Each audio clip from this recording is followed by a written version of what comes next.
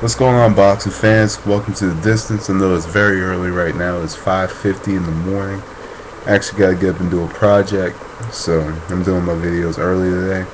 And this is the history of the heavyweight division, volume 2. Well, I mentioned in the last video the different fight styles of the earlier boxing times, the different rulings. Such as there wasn't necessarily a ring, and people were fighting within a certain distance, and all the different types of rules, how there was like no eye gouging or no wrestling, no, and when you got knocked down you had to get right back up. And pretty much for a long time, London prize rules was practically the main thing in boxing. It was the London prize rules, and you had quite a few champions under the London prize rules that were that were kind of ruling the divisions for about maybe 2-3 years. But these fighters are fighting a lot of exhibitions. One could be Joe Coburn, excuse me. He held the championship for about 3 years, I believe. After Coburn, there was Mike McCool. He held the championship for about 10 years. And after Mike McCool, there was Tom Allen, then Joe Goss, and Patty Ryan. And then we had John L. Sullivan. John L. Sullivan is recognized as the last bare-knuckle boxer to hold the heavyweight championship. Because after John L. Sullivan, fighters started to wear gloves, and it started to lead into a different era of boxing. Sullivan was culturally significant to the sport of boxing. He was one of the first guys that really called his own shots, to the point where he would have these exhibitions held. He would have exhibitions held to display his talent and to kind of display his toughness. And really, his 35 wins, 1 loss, and I think he had like a draw or two on his record. But even though he had that, that's very debated because he had a lot of exhibitions. And from what I've heard, he fought hundreds of fights that probably didn't even go on his. That more than likely didn't even go on his record. But he was fighting like cards that were. He was fighting in packed out arenas and stadiums across the world. And he had that. He had that Irish spirit to him, that fighting Irish type spirit. Like the name of the college out here, University of Notre Dame. John L. Sullivan, pretty much from what I read, was a very tough fighter. He's very tough, and he was responsible in some of the changes in the sport. And when he defeated Patty Ryan in like 1882, it was the changing of the guard.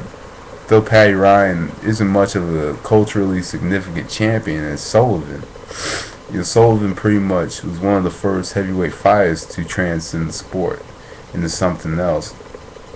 And later on, we had people like Jack Dempsey, who I'm going to mention later on in a couple versions later. I will mention Jack Dempsey, but who was definitely calling his own shots. But John L. Sullivan, was culturally significant because the gloves. Just imagine hitting the fire full force with your hands for a total of like 36 minutes, and at the same time, these fighters, the number of rounds weren't even reduced at this time.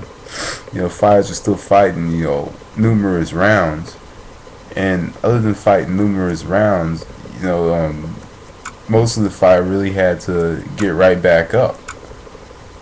And John L. Sullivan, was basically a proven tough man. And, fought, 24, he fought, 24-foot ring and all that stuff, got pretty good fight purses, and was even challenging people money to see if they would last however long against them. I think it was about $2,500 he would kind of offer people see if they would last in the ring. See if they would last in the ring with him.